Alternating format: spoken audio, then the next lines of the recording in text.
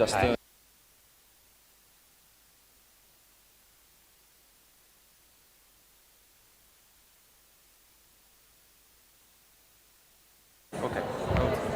It's on.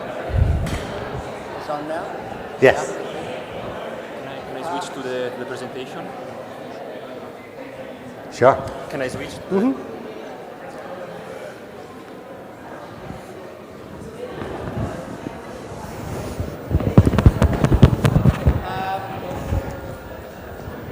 This is the second presentation this morning. Rich Ivory is going to be talking about, the topic is embodied. You can't hear me. You can't hear me. Here, take this. You can hear me. It's old age. I can't hear either. Sometimes people feign hearing loss when they don't want to. So Rich Ivory is going to talk about embodied decision-making, system interactions in movement execution and action selection. Rich.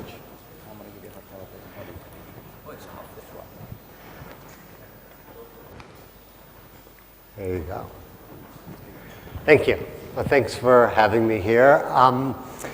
When they said they were adamant about the 45 minutes, too loud. Am I too loud? I feel too loud. No, not too loud at all. All right, well, when they said 45 minutes, be strict about it, I chopped my talk in half in that first part. Embodied decision-making, I chopped that right out of there. I'll say 30 seconds about it at the end there, but instead I'm going to really focus in, I'm going to just hone in on this systems interaction and sensory motor learning idea.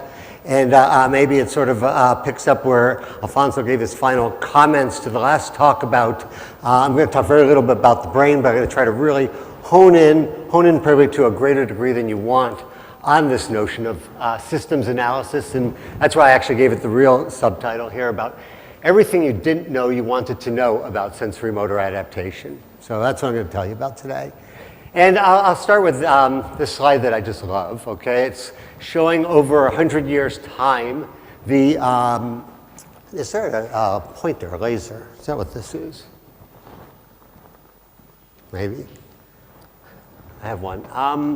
Basically showing the high jump record over the last 100 years. And you can see, obviously, records, they have to go up, literally in this case. But notice I've highlighted four key moments, right? Now I got to master this one. Okay. 4 key points where there have been disruptive technologies, as the terminology would be these days, where people basically decided to go over the bar in a different way. And I did my graduate work in Oregon here. That's where the Fosbury flop was invented. That was the first high jumper who decided to go over the bar backwards. He was inspired because they actually started putting soft landing pits. That was a very important ingredient there. Notice, though, that innovation, that change in action selection, only led to a small little blip. It was enough to get Dick Fosbury onto the gold medal platform at the Mexico City Olympics. But everything afterwards is actually the same selection, the same motor pattern, but it's actually getting better and better at the execution that actually raises the bar another 6 inches or so, and now we're kind of stuck waiting for someone to come up with a different way to go over the bar there for the next breakthrough there. So this has sort of always been talked about in this classic Fitz and Posner idea about, when we acquire a skill, we have sort of a kind of a selection stage, an early stage, and then we have the execution that comes on. I'm going to be talking more about actually the two of them when they're operating in parallel at the same time. And I'll give a quick here example about, we clearly talk about high-level basketball playing as a skill acquisition. We make this distinction in the motor control literature quite a bit. Whereas if I learn to play basketball, let's say actually with my young kids, I get them a little hoop in the driveway, they get a little bit taller, I raise the basket on them to make it more challenging. We talk about that as motor adaptation. They're not learning a new skill each time I raise the height there, they're just recalibrating the system. Now, if we travel over to Europe, I understand that in England they have this thing called Netball, which has a lot of similarity to basketball, except it's lacking this backboard here. And so now you'd have a bit of a challenge, you know, when you learn to play netball, is that really adaptation for my basketball skills here? Or does that require some sort of strategy change? Do I need to change the whole way that I play basketball? And so that's what we've been looking at. And using very, very simple task, I hope all of you are familiar with this Prism Glasses I brought for a quick demonstration. This is probably 100+ years of psychology about a very simple way to look at sensory motor learning. You just simply get a person to point. You put these things on. Well, I'm pretty good. Never mind. I won't even bother with it. I've done it too many times, I suppose. Or maybe I got the control glasses by accident. Anyhow, these displace the world, and usually what you would see is that there'd be a pointing error. I don't fabricate the data there, you can see that. But very quickly you recalibrate the system. So this is how people have studied sensory motor adaptation. It's a very implicit process, and that's usually demonstrated by the fact that I can take the glasses off, I know that the glasses are off, and yet I'll still have to unadapt. I'll have to go through that process all over again. Now in the lab we make it a little bit more challenging. Rather than using a simple translation, we've been using a visual motor rotation. And so basically it works like this. The person's going to be drawing on this tablet here, so they can't see their hand. So they don't see their hand, they see a starting position, a single cursor representing their finger point. A target appears at any position along this curve. They're told to just reach for it. Again, they don't see their hand, they just see the red dot, but they see that they're reaching directly to it. To do one of these rotations though, we would simply displace the cursor in a different direction. And so that's what we mean by a 45-degree rotation. And then the adaptation process would be that through successive trials, the person would start to reach over in this direction so that the target goes directly to the location.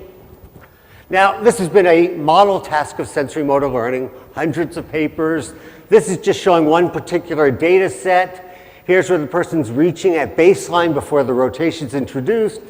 This was a 25-degree rotation, so initially there's an error. Over time, the person adapts.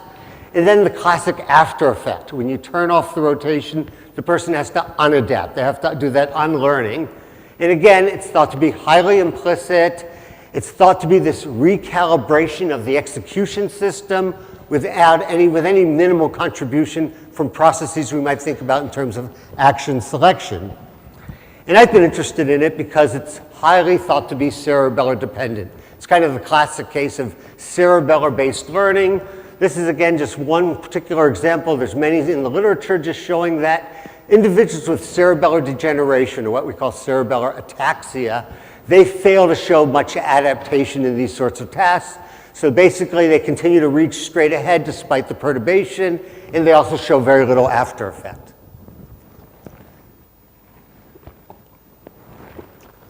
And this is just kind of a flow diagram of kind of the current state of thinking about what the processes or computations might be involved in particular, what the cerebellum might be doing in this role here. It's the idea that there's a motor command that's going to activate the motor system. That's going to generate some sensory feedback. But there's this notion that in addition to this motor command, an efference copy, a model of those motor commands is sent to the cerebellum. And the cerebellum performs this forward model to make a prediction of what that feedback should look like. So now we can get a comparison between the predicted feedback and the actual feedback, and that's what's referred to as the sensory prediction error. If they're in alignment, there's no error, things are great. If there is an error, it's very useful. It can be used to both online correct the movement by making a rapid adjustment to the ongoing motor system to say things are wrong, you have to correct them. It can also be used as a learning signal, either to update the cerebellar's generation of the forward model so that you make a better prediction in the future, as well as to recalibrate the motor system so that your sense of when I want to go forward now requires a movement that's off to the side. So again, the sensory prediction error basically serves this purpose to recalibrate the motor system, improve the predictions, and also provides this online correction. So just to schematize what we mean by learning from that sensory prediction error to see how that evolves over time, consider this example where the target's straight ahead, a rotation's just been introduced, the person reaches there, the cursor though ends up 45 degrees off to the side, so early on you have this giant 45-degree sensory prediction error. But by recalibrating the system, eventually, by the end of training, the person sees the target there. They still intend to go forward there, but the motor system's been recalibrated, so now the hand travels off to the side. But that movement now is associated with a prediction of the feedback going straight ahead, and indeed, you have a reduction or a loss of that sensory prediction error over time. So that's the way people think about this sensory motor adaptation from sensory prediction errors. Now, Pietro Mazzoni and John Krakauer asked, well, let's make a little twist on this, okay? Let's see if we can learn in a different way. Rather than through adaptation, let's actually give the person an explicit strategy, okay? So they basically did the same sort of experiment as shown here, but now they told the person, so they went along, they produced the movements before they introduced the rotation. Now they introduced that 45-degree rotation. That's this trial here, the cue the target, the feedback came on 45 degrees off to the side, 45-degree error. Here's where things got interesting. The experimenter said, oh, we forgot to tell you, we're going to distort that feedback by 45 degrees. And for you to overcome that, all you have to do is aim 45 degrees off to the side. Aim to one circle off to the right of wherever the target appears, or in the clockwise direction, and that will actually achieve getting your cursor right to the target location. So they basically told them about the experimental manipulation. They told them how to solve the problem. And amazing, humans can actually use that simple strategy. So instead of having to go through this slow adaptation, they showed one trial learning. That's not really that amazing, okay? You tell a person, aim to a circle in the counterclockwise direction to offset this rotation, etc. What's really interesting is that as people did this for another 100 trials, they got worse and worse at the task, okay? So that's really unusual. The more you practice, the worse you get, okay? And you can see that error gets quite substantial. They're perfect on the first trial. 100 trials later, they're missing by about 20 degrees, okay? So what's going on? And the argument here would be that you really have a very stubborn cerebellum, okay? So basically, what's happening in the situation when the person uses that strategy, they start here, they see the target up there, they know the strategy, they've been told, aim over here, and that will make the cursor go to that location, but the cerebellum doesn't seem to know about that strategy. It's this module that's inaccessible to the strategy. It's ignorant of that strategy, and it basically has this instruction. I'm going to move my hand over here. It gets the cursor up there. It says, oops, I've got a sensory prediction error. I've got to fix that. And so what does it do? It causes the hand to start going more and more in this direction, and that's what you're seeing up here, is that you see this automatic correction for the sensory prediction error, even though it's maladaptive in this situation. Now, when we saw that, we thought, well, that's pretty amazing, okay? Again, you're getting worse with practice. It's probably very frustrating for the participants. You can ask, does this go on forever? Can you ever turn off the cerebellum? Is it going to keep reaching over there, okay? Turns out that it isn't. If you actually extend this 100 trials and now make it 320 trials of this strategy, you get this interesting non-monotonic performance function. So basically, this is the replication for the first 100 trials. They're getting worse by about 15 degrees. But then magically, they actually turn around. So at the end of about 300 trials, people are actually quite accurate at this task here. At the end, notice, though, that if you tell them, OK, we're going to turn off the rotation, stop using this strategy, etc., you find that there's this signature that the system is still in an adapted state. So how do you account for that? Well, let's think about what's going on here, is that the system's actually got a problem. It's got two different error signals that it's got to deal with. So consider the situation about the 80th trial. The person's aiming over here. They've been adapted by this automatic cerebellar response so that their hand path is over here. The cursor is always presented 45 degrees from the hand. So you've got an aiming target, you've got the goal, and you've got the cursor. And basically, you see you've got two different error signals here. You've got the sensory prediction error, the difference from where I think I'm going to go to where the cursor is. But I also have this goal error. I have a difference between where the cursor is and what I've been told by the experimenter is my task. The task is hit the target with the cursor. And the idea of the model that we've presented is that you can actually see this non-monotonic behavior as the interaction arising between two processes that are operating on distinct error signals. As I've told you, the adaptation system, this execution system, basically is trying to solve the problem about, did the movement go as I expected it to go? And it's learning with the sensory prediction error. So it's learning with this thing driving the hand in this direction, the drift here. But there's also a higher level or a goal-oriented system that's basically saying, did I actually select the right action? And the argument would be that it cares about the goal error, the outcome. It's basically saying, look, I've got this strategy to solve this perturbation, but that strategy is not working well, so I've got to change my strategy. And the model we've presented basically says that, again, it's not like first I have one system, I realize I'm doing badly, and then the other system kicks on. It actually works quite nicely to say that these two error systems, these two correction systems, are always operating. They're always operating in parallel, but the reversal emerges because the size of the errors change over time. Initially, right here, there's no goal error, but there's a giant sensory prediction error. But at this point now, the goal errors become quite large and the sensory prediction error is becoming smaller. And it's just the natural dynamics of the system that's going to lead to this asymptotic performance. Yet, you can see that the system's in a different state here, that the adaptation system is still highly adapted, but it's just that the strategy system is offsetting it here to provide these dynamics. And I'll just mention this briefly to reinforce the idea about two distinct systems here. It's across two different papers, so it's not the cleanest comparison, but I'd argue that the pattern is a double dissociation between individuals with ataxia and individuals with prefrontal damage. So again, the black dots are the controls in each group, different control participants. But here we're seeing that individuals with cerebellar degeneration, they don't show a strong drift signature because the adaptation system isn't working well. So they actually perform better at this task than the controls do. In contrast, the people with prefrontal cortex damage, they show hyperdrift. And the idea there is because, again, their cerebellar learning is unchecked by a strategy update system that's affected by the prefrontal damage. And again, ask questions as I go along if you need to. This just is sort of my interim summary of that first part. This notion about that, these just really to highlight this point about that, there may be two different error signals operating, and the motor system, or at least this execution system, is operating on the sensory prediction error about did the movement occur the way I wanted to. But of course, there's also another system that cares about, am I actually achieving the action I've set out to achieve?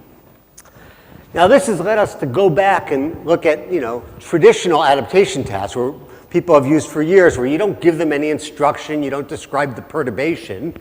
And this is the kind of typical function you have if you introduce a 45-degree error. This is baseline, you introduce it, you get this exponential function that's been well described in many, many different learning domains, and then you turn it off and you get the after effect. And the question is this really all being run by pure sensory motor adaptation, or is there also some contribution from an action selection system? And one thing that might make you suspicious about that is that the after effect is always less than the change in performance. The person's changed the performance by 45 degrees, but the after effect's only about 20 degrees. And there's different hypotheses about that. But we recently set out to say, well, let's just directly look at that question. And to do that, we developed this aiming report task. And basically, the person sees the target. And I show the target straight up on top, but on different trials, then it can occur at basically any of 8 locations on the circle. So we're going to sample the whole space.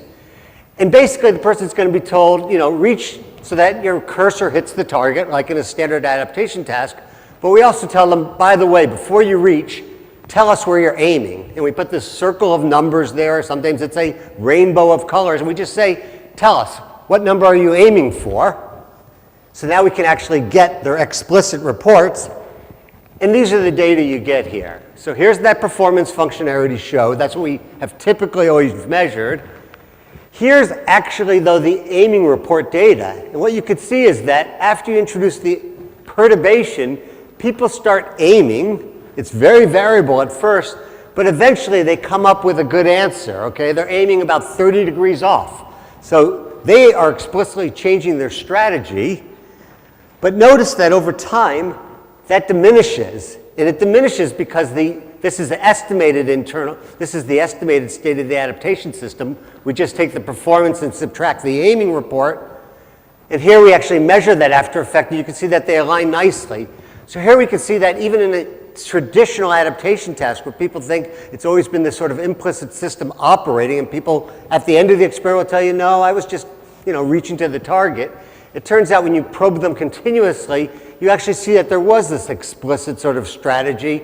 But again, its role gets diminished over time as the adaptation system chugs along. It just it's not capable of operating at this fast rate. It takes a gradual amount of time to achieve its position. Well, that's led us to think about yet a fourth way to look at adaptation. So we're a little obsessive here about this. And the idea here is that notice now in our classic adaptation task, visual motor rotation, a target appears, the person reaches, a cursor is displaced, say by 45 degrees or 20 degrees. Okay? Now, those two different systems I described earlier, right? The system that learns about, am I achieving my goal, or am I actually executing the movement properly? In all those experiments, they're confounded, right? Because at least until they started talking about this aiming strategy business, if I reach here, the adaptation system says, oh, I've got a sensory prediction error. I expected the reach to end there. The cursor's over here. I got to move this way. But the aiming system, the strategy system, would basically come up with the same solution. It would say, oh, here's the target. Cursor's over there. I should aim a little bit off to the right. So those have always been confounded. And so the idea that we've been playing with recently, this is a student in the lab, Ryan Moorhead, who's now moved on, is what we've called this error clamp. Okay? And the idea is, how can we look at the adaptation system in complete isolation, uncontaminated by a task goal? And basically the idea is quite simple. You're going to have a target appear. You're going to tell the person, reach to the target. They're not going to see their hand. Instead, what they're going to see is what we call a clamp, a visual clamp, because on every trial, they're going to see a cursor that follows an invariant path.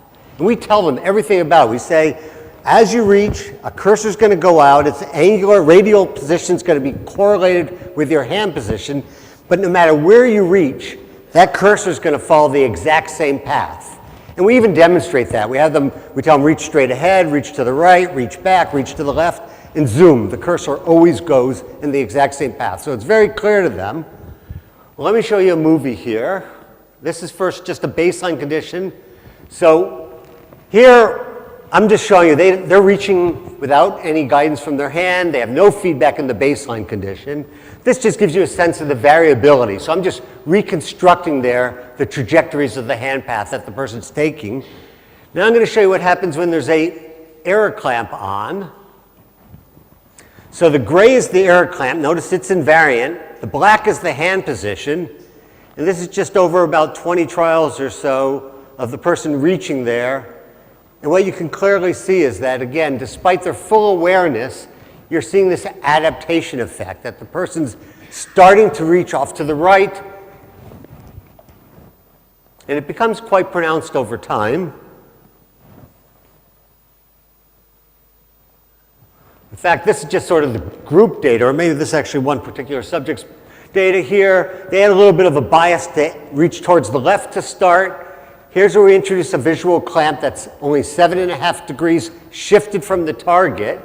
This is the change in the person's hand angle over time. So this particular individual gets to be about 15 degrees off to the side, or shifted actually about 20 degrees from their baseline there. And again, the argument is that this dumb cerebellum, once again, this stubborn cerebellum, right? You're reaching for this target. You know fully, cognitively, you know fully that this clamp has nothing to do, or the position of the clamp has nothing to do with your reaching, but the system doesn't know that, basically. It sees this temporally correlated signal. It says, looks like my hand. It's not going where I want to. And so it makes this adjustment there. And again, notice the change in behavior is greater than the clamp because this is an error signal that never goes away. That's what's interesting about this clamp task, is that usually our errors are changing as our performance, as we get better, as we practice something. But with the clamp, we see it doesn't happen. Oh, this is just a fun slide to show. It's a very powerful effect. Anyone who walks into the lab these days, we stick them on here. This is just like 10 minutes or 5 minutes of data from 6 notable figures from the motor control world. They all show this behavior. Half of them even knew what the thing's all about, but you just can't turn this thing off. Yeah. They don't see their own hand.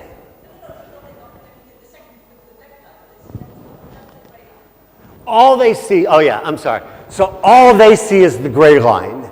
They're told reach for the target. The target appears at different locations. They reach for it under the table. We always tell them reach for it, ignore the gray line. The gray line's always going to be there. At the beginning, we give them a little bit of feedback of their hand so they get used to their apparatus. Then we give them a bunch of trials where they reach without any feedback at all. Then we introduce the clamp. I should show that here. I don't have the after effect. But here basically is reaching with feedback. Here's reaching without any feedback. Here is with the clamp. And here we look at the washout. We turn off all the feedback again. The only feedback they have is the targets on the screen and the clamp goes off. No, they hear a bing at the end that says they've reached far enough. So they go whoop and they hear bing. That's it. That's the only thing they see is they see the clamp going off and they hear a bing to tell them they've reached far enough, go back to the beginning and start over again. That silly cursor is the only.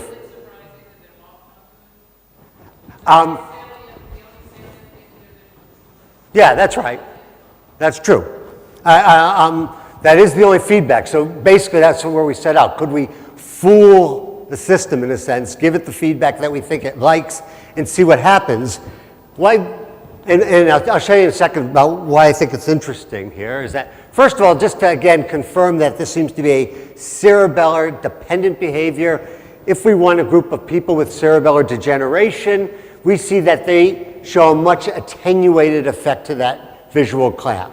So again, this just sort of confirming that this does seem to be tapping into this cerebellar form of learning.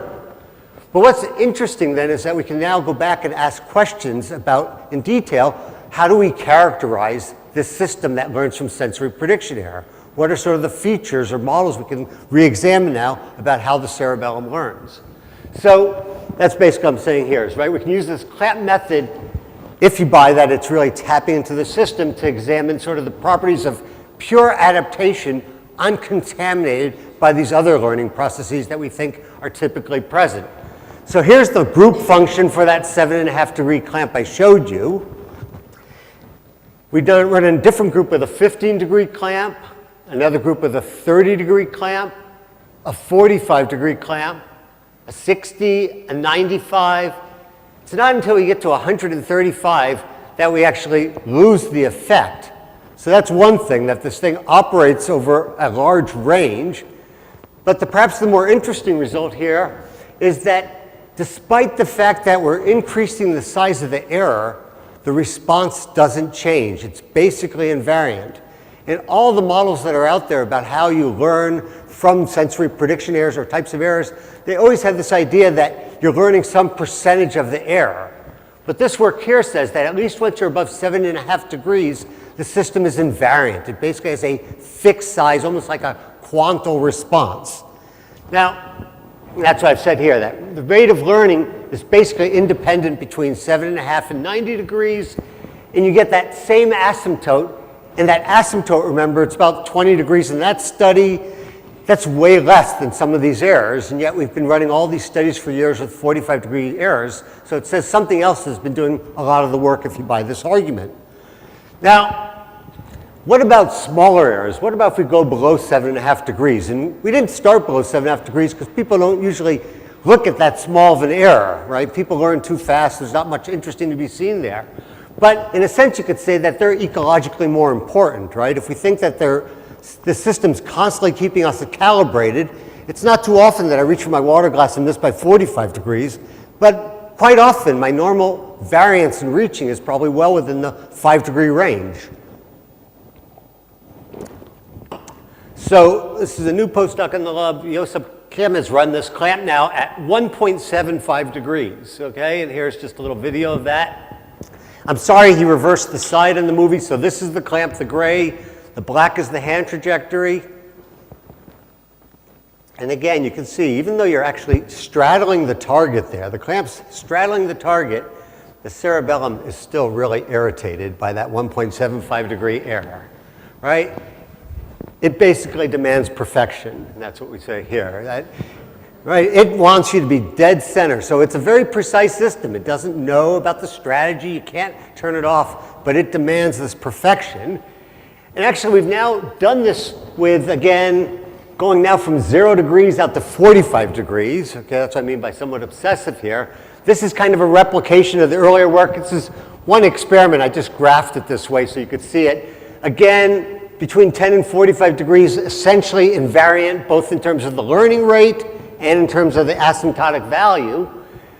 But actually now you do see some size dependency once you get to these small clamp sizes. So a 1 degree, here's the 0, no change in performance. A 1 degree clamp, very slowly ascending, 1.753. So we get stacking. We get some sort of proportional response when we're in this very small range, but then the system saturates. Now at this point, we couldn't really tell, did they actually reach a common asymptote?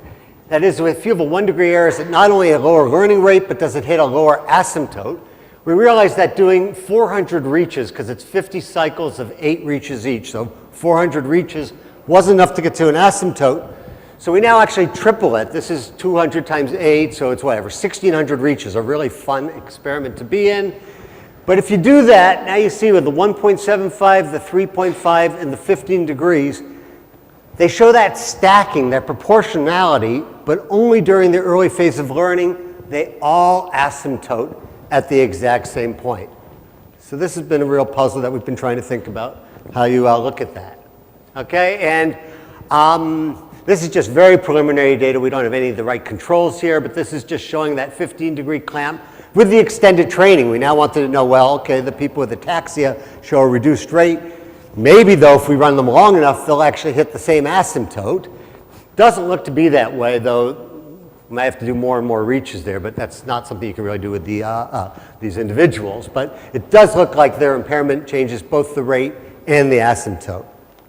All right, so I want to finish by talking about some models, okay? And I'm not a hardcore modeler here, but there's some very simple ways to think about, or different ways that we're thinking about how we can account for this change in behavior. So here's the classic, these are the two sorts of constraints that we think these error clamp studies have revealed that you wouldn't have seen with more traditional ways of looking at adaptation. One is that you get this rate dependency on error size, that's what's always been assumed, but it's only over a very limited range. It's got the saturation notion. And then this other one is that the asymptote is independent of error size. So those are two features you have to account for. Here's the classic model. It just says that your state, that's sort of your estimate of what the rotation is, or your internal model, basically is going to be changing from trial to trial as a function of your memory of what it was before, plus this proportional learning term. I have an error on a trial. I'm going to take some proportion of that and update. And that's the kind of thing that produces these sorts of functions here. And notice here's 4 different rotations. Classically, they show the scaling. You learn the full thing there. And you can get this behavior roughly by saying, yeah, B is kind of a fixed proportion. I don't have to change it as a function of my error size because it's a proportion. I make a bigger change for a large error than a small error, and I have the same memory. So that's sort of been the classic model. But again, as we've been saying, when we look at a classic rotation task, we're probably conflating multiple learning processes. And so if we buy this notion that the clamp is really revealing what the true adaptation system looks like, well, this model can't possibly work. No matter what you do, okay, you could say, if you have a fixed value of A and B, you can't possibly get to a common asymptote. If I estimate what the B is, I say that actually the rate of update is sensitive to the size of the error. So I'm going to do a big update, 53, I'm going to make a 50% correction for a small error, but I'm going to be cautious with a big error. And that's what a lot of the Bayesian models have suggested, that we do some sort of discounting of big errors. Well, those models can't work either. If I have a fixed A term, a fixed memory term, even if I allow my learning rates to vary, I can never get to a common asymptote. So we have to think about a very different way of thinking about the different operations here. And I'll offer two different ideas that we've been working with. You could, well, actually first I'll just say, instead of just having a variable that you saying that the error change is sensitive to the size of the error, maybe the memory is also sensitive to the error. And that's what I'm showing here. I can make an idealized set of parameter space where I actually can produce our thing, our functions that we've observed. But this notion about, well, that memory and our update size are both a function of the error size, there's no guarantee in that model that I'm going to reach this common asymptote. I can fix parameters to reach it that way, but there's no principled argument that I'm going to reach a common asymptote.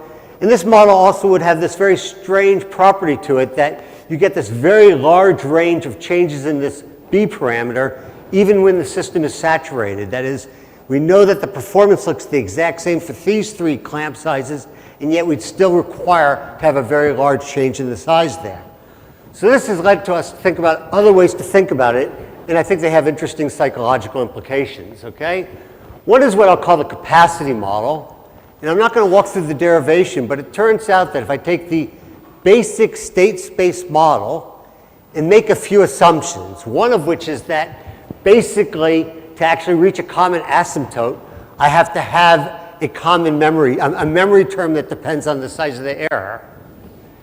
But basically, this is the equation we come up with, and it looks similar to our standard model, but it's different in two fundamental ways.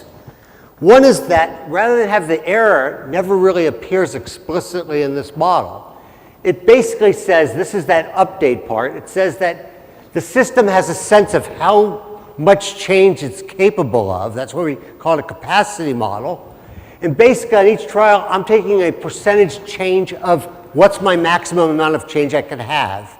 So if I'm off by 10 degrees, there's a certain percentage of that. If I'm 10 degrees from my maximum amount of change, I'm willing to make a little bit of an adjustment towards that maximum value, independent of the error size. The other thing that's interesting is that this isn't fixed into the model, it just emerges. It says that our memory term and our error term are coupled together, so that I can actually rewrite the memory parameter, what had been the memory parameter, as 1 minus this other parameter that's representing the error state. I make this a function of the error just to capture the fact that I have this proportional learning for small errors, but then it flattens out. So that's basically a way to capture the idea of this memory change. So this is one way that we could account for the behavior we observed of the clamp. And the point here is just that it's changing the idea about that we're taking the error to tune the system, but rather it's got a sense of how much change it's capable of. Now the other way to think about it though is that maybe what the system's really doing is that it's normalizing the error over time. So initially if I have a 1 degree error, I might think that that's a very small error. But if I saw a 1 degree error over and over again, then the system would normalize. It would treat that as that's the error that I have to solve in this world. In the same way, a 10 degree error, initially it might treat it one way, but over time it might normalize it so that everything converges basically that if I see the same error repeatedly, I treat it in the same manner. And that model, again, is written here. I won't go through the details of it, but it's basically retains the idea that I have a single memory term, that doesn't change from condition to condition. That's a very appealing feature. It just says that over time, how I treat the error gets normalized or gets changed as I get a sense of what the errors are. In the classic experiment, the error is getting smaller. It's changing naturally. But in the clamp study, I keep it at a fixed rate so the system can become sensitized to it. And if we run that model, it turns out that it's going to, oh, sorry, I meant to show. It's basically saying that this P of E function I described, showing the sensitivity of the error, basically changes over time so that initially a 1.75 degree error might be slow, but over time it becomes effectively equivalent to a 10 degree error. And I'll skip the predictions between the two just to move to some summary points. Okay, so again, I'd say in somewhat obsessive way with these 4 different tasks, we've been looking at this system interaction here. And it's made clear that, even in our very simple sensory motor tasks, we have the operation of multiple processes operating at the same time, but that these processes really reflect very different computational goals, right? The strategy system, we could think about it, cares about, did I achieve my desired outcome? And so it's operating on that goal layer, whereas the adaptation system doesn't care about that. The system really has this strong modularity, I'd say, and that it simply cares about, I've gotten a motor command, did I execute that desired movement? And of course, this is after the fact. We could say that this distributed form of control we can look at as a feature, not a bug. It allows the cerebellum to just focus on implementation. It doesn't have to worry about, did I actually make the right choice? I'm going to leave that to the action selection system to deal with. I just have to worry about, did I execute what I was supposed to? This air clamp procedure sort of allowed us to sort of hone in on some of the constraints on this cerebellar or this sensory motor adaptation system. I've talked about it being kind of encapsulated, caring about sensory prediction errors. This new work has sort of said that there's a very limited range of error sensitivity, something that, you know, again, current models in various fields talk about proportionality in terms of errors. The reinforcement literature talks about that. But this idea is that maybe there isn't this great range of sensitivity. Maybe it's a very non-monotonic function. And this notion about error normalization has been absent from the motor literature, but that has been present in the reinforcement literature. And the notion about that, if this calibration system, maybe the motor execution system, can only really change its behavior over a very limited range, that might tell us about when we have to actually transition from something that I can accomplish through the motor execution versus something that requires some change in action policy. So I'll just end with 3 quick points about, you know, open issues, okay? And one is some recent work we've done is making us revisit this modularity question, because it turns out that target size does matter to the at least in terms of the adaptation system. This is using our clamp task, where we have the clamp either end up, it's going to be the same size clamp either outside the target, straddle the target, or inside the target. If the cerebellum didn't care about target outcomes at all, you might expect the behavior to be invariant, but you can see it doesn't care. If it's outside or straddling, it's identical, but if it's fully embedded, you actually get a much lower rate of learning there. And so I won't go through the details here, but basically there's different ways to think about that. The question is it really showing a change in the adaptation system, that it's sensitive to this reward information, or is it again another interaction occurring outside in terms of the sum of performance? But I think this work also is interesting about asking the reverse question. So we've been seeing over and over again that the cerebellum doesn't care about the cortex. It ignores it. It doesn't know about strategies and goals and things like that. But we can ask about the reverse question. That is, how does the cortex exploit information coming out of the cerebellum? And of course, this is of interest to me because of this cognitive cerebellar revolution that's been going on for 25 years with all sorts of ideas about cerebellar contributions to schizophrenia or autism or a host of things, right? Certainly from the neuroimaging literature. And I do want to point out that the individuals with cerebellar degeneration do show a dual deficit. If we do that aiming task with them, so here's the performance in a typical rotation task, much lower. That's what we've seen many times in the literature. But if we actually asked them to make the aiming reports, we might have expected they'd be perfectly good at that they could use the strategy. But they're actually quite poor at that. So they show this dual deficit. And so that's sort of another form maybe of a cognitive impairment there. And one idea is that, well, to do something like aim 45 degrees maybe isn't something we can sort of do at sort of a symbolic level, but maybe we have to actually do in kind of an analogical format, like a mental imagery task. And maybe we need the kind of dynamic processing that the cerebellum is capable of to do that sort of rotation. So here's just some very preliminary data asking, going back to a classic mental rotation reaction time task, or Roger Shepard task here, with the individuals with ataxia asking, do they actually show a slower rate of mental rotation, and might that account for their inability to re-aim because they're compromised in terms of their ability to use that dynamic processing? That would be one idea.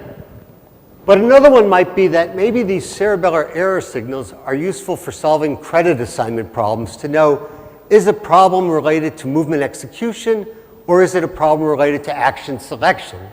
So to take that aiming deficit, right, if I use a strategy to aim to try to solve a perturbation, I have to evaluate, was it a good strategy? But if I have a lot of noise in my motor execution system, then I may have difficulty understanding or attributing that error either to my execution system or to my selection system. And maybe that's an important contribution that the cerebellum is making in general to cognition, about providing information that allows you to resolve that credit assignment problem. Is the failure to achieve an outcome due to poor execution, or was it due to a poor initial selection? That's a fundamental problem. And our notion that we've been testing in some decision-making studies is the idea that it's kind of a sequential process. Basically, the cortex listens and says, if I don't get something telling me, if I get an execution error, then I'm going to kind of shut off my selection updates. I maybe turn off the reinforcement learning system. I'm only going to allow that to operate when the execution system basically says that all's been good. And the final point is this notion about, well, lots of talk about cerebellum generating predictions, and lots of work showing in a wide range of domains that you can see cerebellar activation related to the generation of predictions in many different domains and prediction violations. This is one particular example where people were just reading sentences and they were looking at when there was a predictable sentence versus a non-predictable sentence. You got this activation in the cerebellum, also many in the cortex, but within the cerebellum. And if you got a violation, broad activation. And so there's been this question about maybe we can generalize these ideas. And I think that's very appealing, but we should keep in mind that, you know, lots of brain functioning is about prediction. And what the motor system has told us is that the cerebellum really likes these, at least we think about in the motor system, these kind of vectorial or metrical predictions about, it tells me that not only did I miss my target, but I missed it to the right by X amount, and that I have to change for that. And it's very unclear to me how we're going to actually be able to think about what's the dimensional space for thinking about how we would move within semantic space if we were making adjustments, if we were using this system for making those sorts of adjustments. So I'll leave you with two of my cartoons about this competition between selection and execution errors and the problems the problem that has to be solved. Thank you.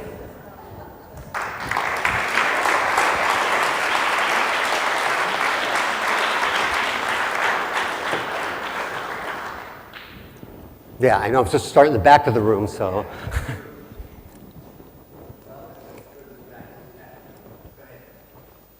So you showed there's a big deficit in people with ataxia, but I was wondering how much variability you see between normal people. Yeah. This could be irritating here. I'll go back up. So you do see, and that's a real question for us that we've been struggling with. So let's take something like the most robust clamp turns out to be with 3.5 degrees. Okay, I mean, that one across all individuals, it just sort of marches up, okay?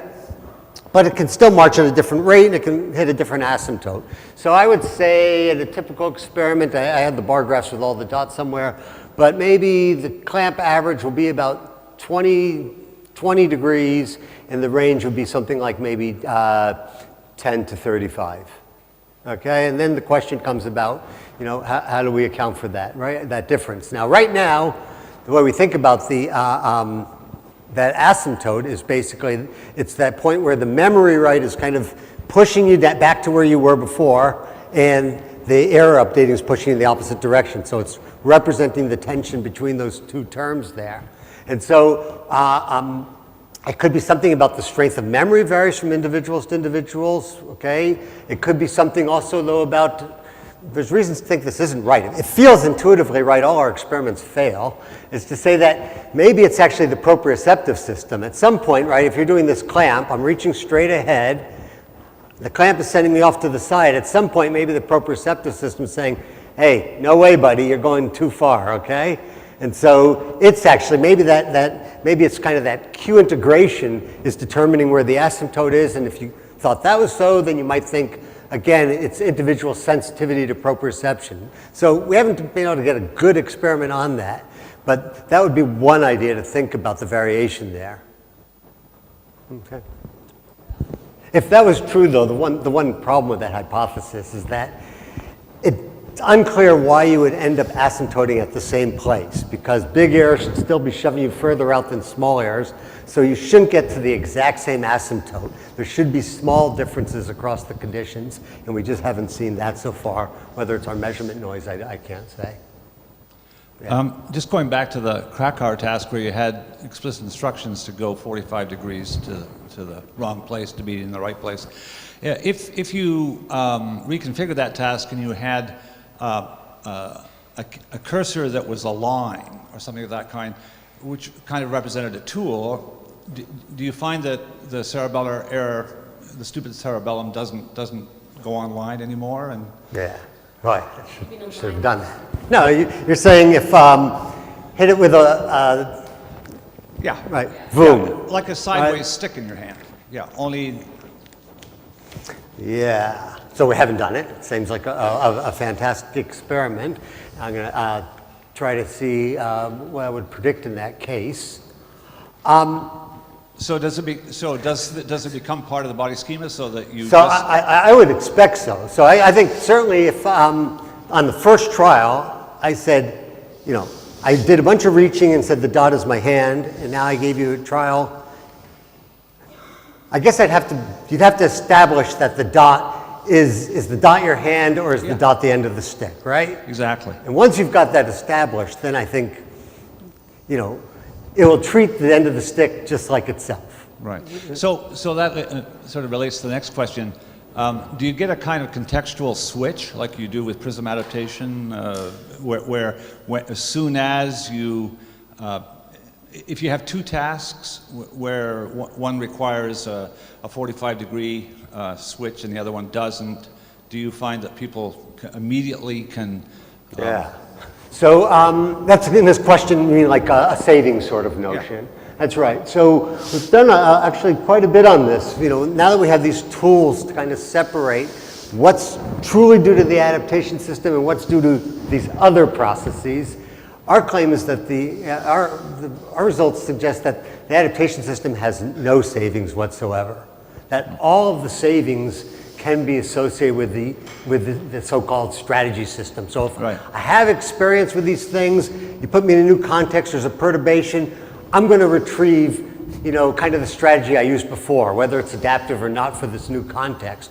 But the adaptation system doesn't show any savings. So if we do these rotations either with our clamp or we do it with small perturbations that you don't really develop a good strategy with, you see no savings from one trial to the next. So another sort of argument we've made about the, I use the word, you know, the dumb cerebellum, but I use dumb in a, you know, a nice sense here, right? Sure. That it just basically chugs along doing what it does, and it doesn't have this history. Now that's always a puzzle whenever I say that the cerebellum has no memory except for its last state, because you think, well, wait a second, how come I remember how to ride a bicycle? You know, that classic example, after 50 years, I still remember how to ride the bicycle if the cerebellum has no memory. And the paradoxical answer, and not very satisfying, is that it's because you haven't done anything similar to riding a bicycle, so that it's been left in that state for 50 years. And if I'd done other things that approximated that state, I would have forgotten how to ride the bicycle. But it's still at the state it was at the last time I was in that context. And one final question. If you change not the direction, but the distance relationship, so that for a short movement you get a longer movement, do you find a similar story unfolding there? We haven't done anything systematic there, and we should. That's to look at people are doing it in the force field world now and seeing similar things about this sort of saturation idea. I don't know about the asymptote part. I've shied away from gain, but I'll think about it now, because gain usually people learn so fast. Yeah. There's almost no window in there to like really observe the process. But you can make a bigger apparatus, right? So yeah. But that certainly would be good to see how general these principles are. Yeah. Yeah.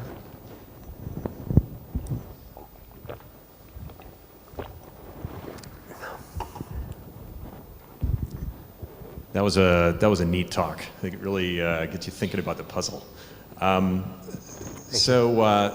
Just looking at the capacity model that you came up with, that's sort of a clever way of getting an asymptote that still initially show some dependence on the sort of degree of angle. But there were a couple of things about it that seem left out. So the one question is, why is it that particular angle?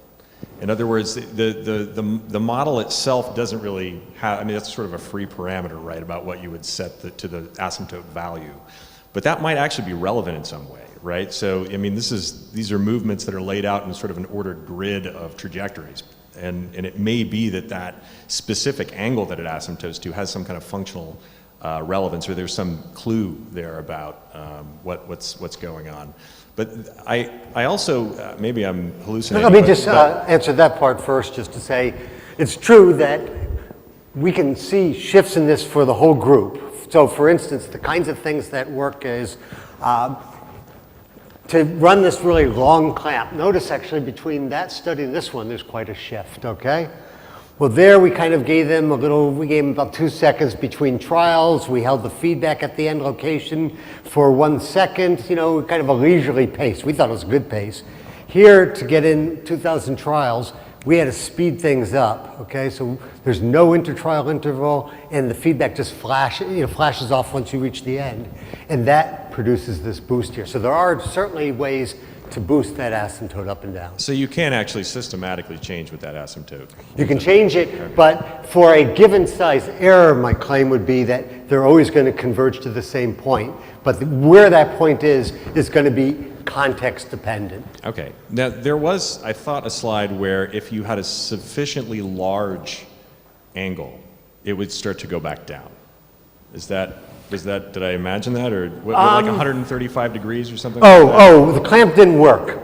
Yeah, the clamp didn't work with 135 degrees. So have you looked at that more to see whether or not it kind of, you know, if you have smaller transitions, it sort of goes up to the asymptote faster, but then at some point systematically it starts to go down, or is it sort of, it's outside some critical range and then it doesn't apply? Yeah, so of course when we did this experiment, and we've set it aside, but we need to go revisit it, I didn't really expect 90 degrees to do anything, okay? I mean, if you think about tuning functions and things like that, you know, these are about pushing the limits of what you'd expect. So I'm a little puzzled by the whole 90-degree story, and I've set it aside looking at the short ones and so forth.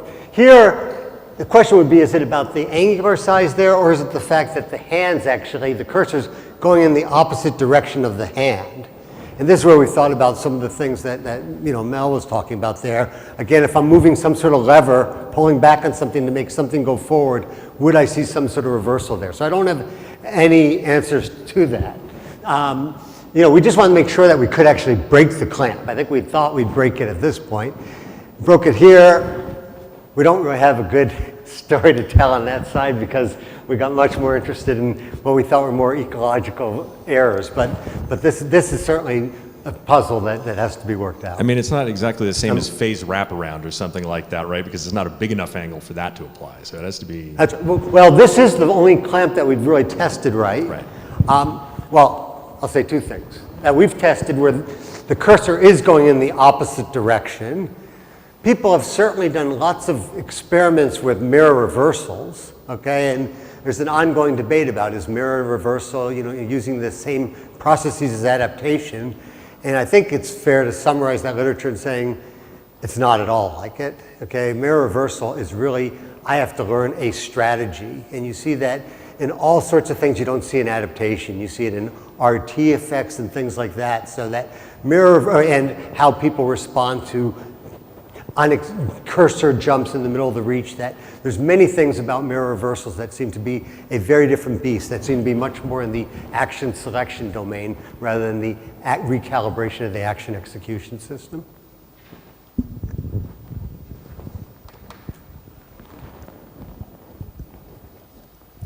Thanks, exciting work. I'm still puzzled about this clamping thing. So if you expose people beforehand, you don't do any adaptation yet, but you make it clear that they learn that it's basically uncorrelated. Is it possible that people then ignore it? Yeah. So basically you just move it and they really see that it's not, it's always like basically, it's synchronous, but it's always like whatever, 15 degrees off, right? Yeah. So to this point, all the experiments, it's temporally correlated, okay? Yeah. No, but I mean, you keep it temporally correlated, right? But people really learn before and that it's nothing, that it's not informative in terms of space about your strategy, about your trajectory. That's right. So you're worried that, and it's a perfectly reasonable worry that basically, you know, I'm doing this experiment, I'm doing 2,000 trials of it, right? Maybe I'm capable of gating out that signal, but I get kind of lazy, right? And I start thinking it's my hand again because of that temporal correlation. Is that sort of the question? Yeah, so can you learn it beforehand, right? That it's basically not your hand. That's my question. So by demonstrating like explicitly, for instance, the two trajectories constantly, like forever, for 2 days maybe, and then you ask people to come back into the lab.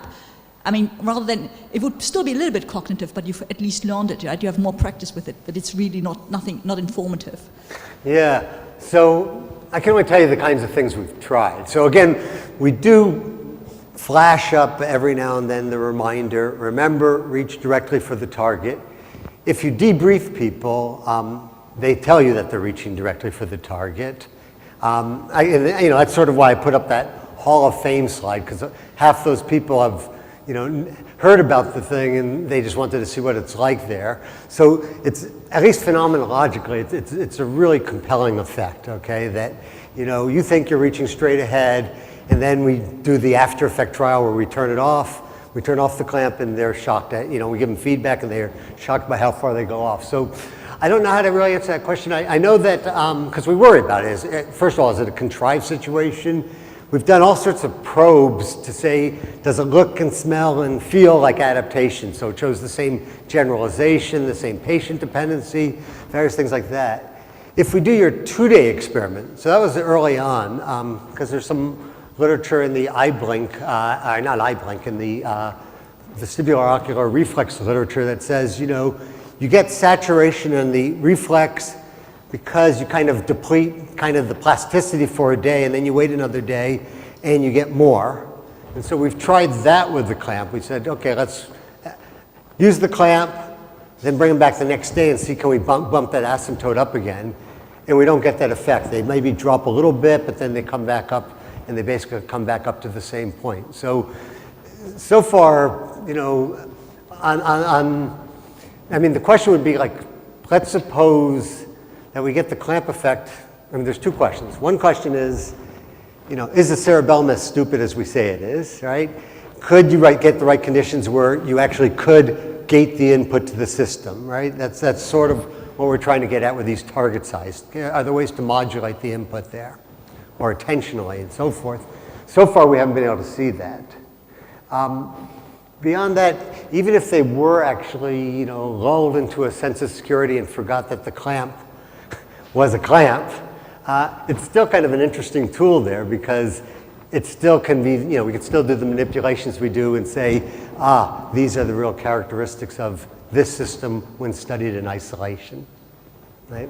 And do they have a sense of agency? Like, do they say that they feel this is, I mean, are they aware of this? Like, that they somehow...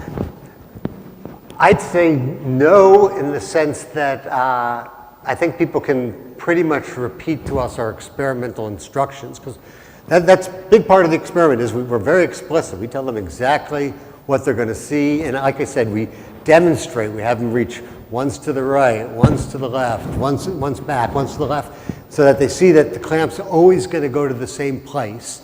You know, of course, once they do the experiment, they aren't exploring all over the place. They're reaching straight ahead. But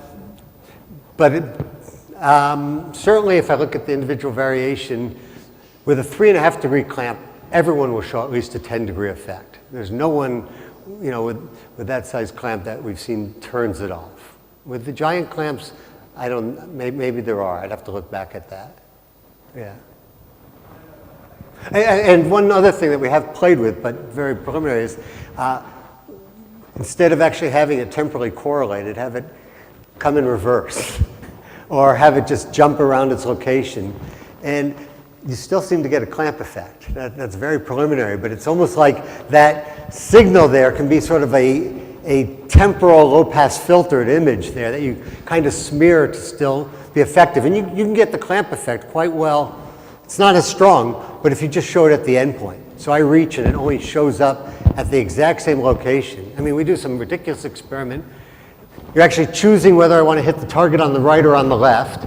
On every trial, we don't show you whether you hit the target. You just see a dot appears right as you cross the target.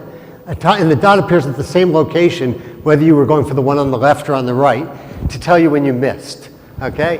And then you look at the trajectories, and the one on the left swings over to the left because it treats it as a sensory prediction error this way, and the one on the right goes the other way because it treats it as a sensory prediction error telling you to go that way. There's certainly no sense of agency. We've told them this dot is just going to tell you, did you hit the target or not? But because it has that temporal correlation, it seems like it serves as a sufficient trigger for this adaptation to occur. Yep. Just a quick clarification question. So are the participants literally reaching straight ahead, or is the target could be anywhere, the absolute position of the target? Yeah, in the typical experiment, the target's at 1 of 8 locations. Okay. That's right. Yeah. And so that seems important, so that if the absolute position of the target were actually fixed, no. Maybe I'm wrong in thinking that that wouldn't matter. It doesn't matter whether it's 1 target or 8 targets to the adaptation system, okay? If you're doing a standard rotation study, you'll certainly learn faster with 1 target than with 8 targets. If it's a visual motor rotation, you're going to learn faster because the strategy system, the aiming system, can work things out a lot faster if there's 1 target versus 8 targets. People aren't really good at rotations. They like to think about translations, etc. The adaptation system doesn't seem to care. It learns faster with 1 target than 8 targets because there's less time between successive reaches. And so there's less decay within that system there. There is a time-dependent element to this. But basically, learning, here's the start location. What I learn here has no spread to what I learn here.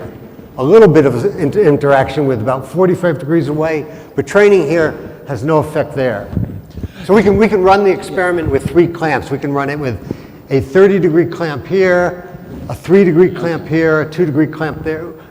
As a within subject design, you could do it that way. Because a puzzling aspect of the visual clamp studies is wondering why isn't the visual system just discounting that information? And you would imagine that if the target were actually fixed, that there were only 1 target, then maybe the visual system would discount that information. But because the clamp is actually quite informative in that, well, it's say 10 degrees off, but it is pointing roughly to, it's 10 degrees off the 1 of 8 locations. So it's this is all with 1 target, because we're cranking these people in and they've got busy schedules and they're just visiting the lab briefly and we want to chat. These are all done with one target. Okay. So you get the effect 1, 8 targets or whatever. We haven't done anything systematic about 1 versus 8 targets for the zillions of trials to get to the true asymptote. My bet is you'd get to that same asymptote in all cases. Interesting. I mean, yeah, at this point, the only, we can't seem to shut the thing off. I mean, we've put up 2nd and 3rd cursors and things like that to look for this attentional modulation. Okay, this is actually more of an interpretive question, and this is maybe outside of your specific work that you've done, but you're the cerebellar expert. So I wanted to ask you about your view of the role of the cerebellum in more broadly in cognition, and the idea that you closed with, that the cerebellum may have a more general role in prediction. At the same time as there's this sort of cognitive revolution in how the cerebellum is viewed, there's also been sort of a shift toward thinking of various other cognitive processes as being more about motor preparation and control. And one example might be language comprehension, in which there are more and more models about how articulatory planning is critical for language for phonological processing and comprehension.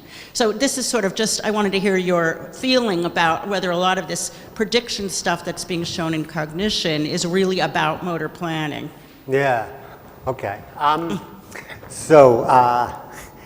So for those of you who aren't familiar with the cerebellar cognitive revolution, maybe it's not much of a revolution yet, it hasn't percolated out to the masses, but I'd say there was like a seminal paper in '86, which I think said, what was the title of the paper again?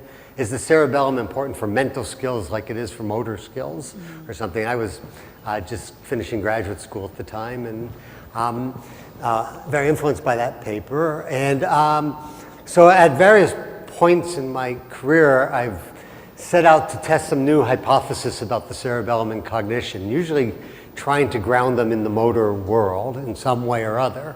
I'll give you one particular example that I haven't quite given up on, but I should. And the idea was that, because I like this dumb system, it would be the idea that as the cortex generates possibilities, the cerebellum sets about preparing how you'd implement that possibility were it to be selected. Okay, so I've called this action-based working memory, kind of drawing on a parallel with the way people think about frontal, parietal temporal interactions, right? So to take the classic imaging example, right, the first imaging study, this is your history quiz, was to show, first classic cogneural one was to say, let's compare the conditions about you're going to see a word and you either repeat the word or you see a word and you generate a semantic associate. And in that study, there was prominent cerebellar activation, buried, not put in the first study paper on it because it was too complicated. So the idea would be that, right, I hear the word apple, and I think of, I could peel it, it might be red, I could eat it, I could throw it, it's a computer, etc. I have to say some semantic associate. They're all being generated at the cortex, and the cerebellum, for each one of those representations, starts to plan out what I will do if it's chosen. And that would be really nice kind of account of automaticity, because it would say, it's not like I select and then implement, I actually got them going together.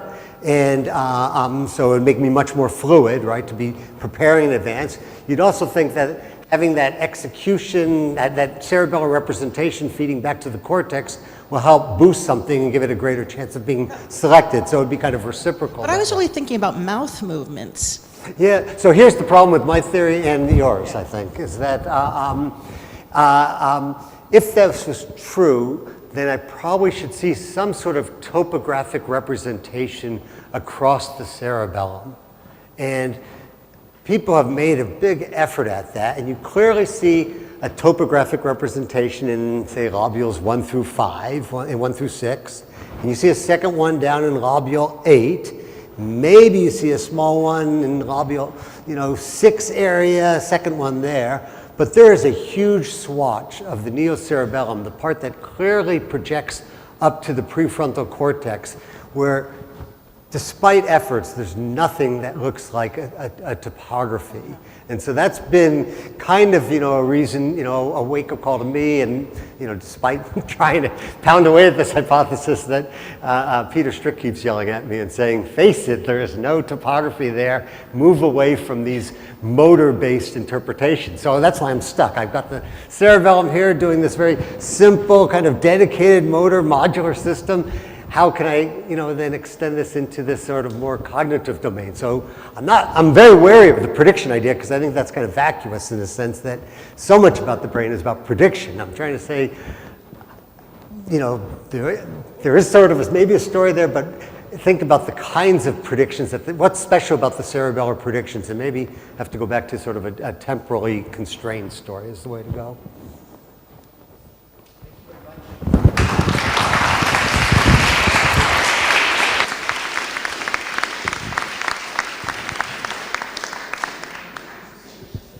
Two speakers this morning, and we're coming back at what time? At 2 o'clock.